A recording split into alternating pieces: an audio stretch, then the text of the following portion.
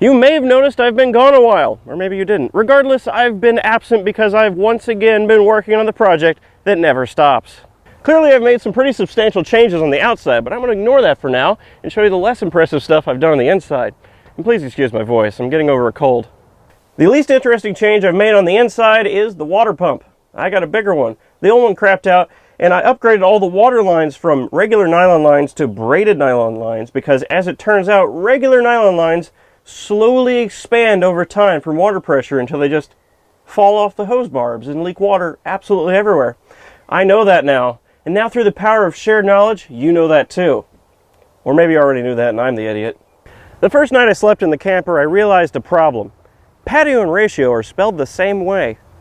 But I also realized that I made this cab over area just a little bit small. This aerodynamic slope I put on the front of the camper, which doesn't do much in the way of aerodynamics, is just a bit too encroachatory on my sleeping space. It's a little bit cramped up here. Now, obviously, my first thought was to rebuild the entire front clip of the camper a third time, but then I thought, no, 2 rebuilds is a little bit excessive for a camper I've only slept in twice. So instead, I went for a much simpler approach. I screwed 2 little platforms on either wall so I can lay this plank across them, allowing me to pull the bed out away from the front wall, giving me that little bit of extra space that I needed.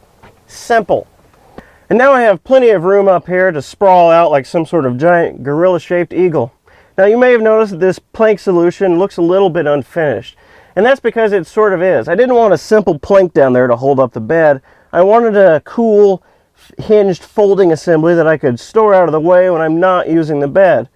But the problem I had was that my immense gravity pushing down on the middle of this plank was too much for even the heaviest duty of hinges I found at Home Depot. So a simple plank will have to do until I can be bothered to come up with a more elegant solution. Lastly, for the inside, I moved the toilet. Now you may remember it used to be stuck over in the corner in plain view. That wasn't ideal. Nobody wants to see that. Nor do I. Thankfully, I happen to have just about a toilet-sized space under the bench that I'm sitting on right now. So I made a nifty little slide-out drawer for the potty. The front door of it even folds down so the door doesn't cut into my legs while I'm sitting on it. Moving the toilet under the bench had 2 main benefits. 1, it hides it under the bench, out of sight, out of mind until I need to use it. And 2, I can live out my childhood dream of pooping in a drawer. Now for the outside, little stuff first. You'll notice my pickup is sitting a little bit higher in the rear than it used to. That's because I added airbags to the rear suspension. They're all right. I added spring rate in the back without adding any dampening, so it's a little bit bouncy, but it hoisted up the rear end of the pickup nicely to provide that little bit of extra lift I needed, especially when I'm pulling a trailer with a car on it. It was getting a little bit saggy. I also have one of these little aluminum pop-up vents to each side of the camper, so I have excellent cross ventilation right over the bed when coupled with the vent fan that's already on the back of the camper. Now I don't need to open up my windows for cross ventilation, which is nice from a privacy standpoint. Now for the walls. You may remember the old corrugated PVC siding I had on the camper walls before. Well, not to sound clickbaity, but that stuff had 2 big problems that made me absolutely want to get rid of it. 1, it was corrugated, so it was really hard to seal, especially along the edges. I had to jam the edges full of caulk and foam. It was awful, and it looked terrible. And the second problem with it was it just inherently looked bad. It was kind of horrendous looking. It made it look especially homemade. And the problem seemed to get worse over time. By the time I took that PVC siding off of the camper, it developed this mildewy appearance that didn't wash off. I had to get rid of it. I had to replace it. So I replaced the old PVC siding with, are you ready for this? Foam board. Yeah, that's right, this stuff. I basically took this stuff, covered it in fiberglass, glued it and screwed it to the frame, painted over it, and I had new walls. Of course, it wasn't quite that simple. Each side wall is 4 separate sections of fiberglassed over foam board. I did that because the window provides part of the mechanical fastening for each wall. The windows on this camper are just utility windows designed for a regular house, and as such, they have this little lip on the outside designed to tuck vinyl siding under to keep the edges hidden from view. Well, as it turns out, that little lip is exactly the thickness of my foam board, and that's why I split the wall into 4 separate sections, 1 for each edge of the window. So each section can just tuck under the lip of the window for extra mechanical fastening. So each fiberglassed over foam board section is wedged under the window on one edge, screwed down with aluminum angle on the other edge, and glued to the frame using marine grade adhesive everywhere the foam board touches the frame. Now, the marine grade adhesive probably would have been enough on its own, but I didn't want to take any chances. Besides, this aluminum angle and flush fit window provide a nice aesthetic benefit on a camper that's previously been, let's say, challenged in that area before. I joined together each section of the wall with a double layer of fiberglass. And I also fiberglassed over the roof edge and the front edge to give a nice flush-ish look and a very watertight seal. Unfortunately, these fiberglass seams and other rather unsightly bits are plainly visible through the paint. I've never fiberglassed before, so cosmetically, it is a bit of a disaster in places. There's some air bubbles, and there appears to be runs in the paint, but those are actually runs in the resin. But hey, it looks professional if you're standing 30 feet or more away, or if you're blind.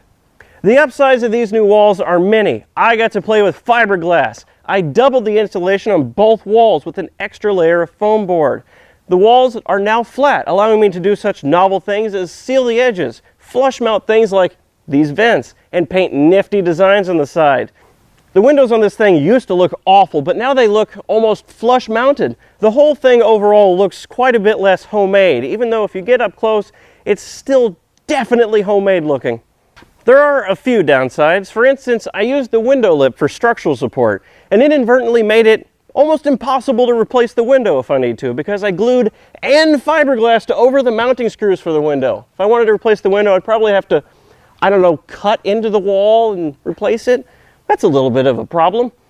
I used a very thin layer of fiberglass on the outside, which anyone could realistically, with enough force, punch through. I'm fine with that. The real problem is that it doesn't have enough structural strength to mount things to it.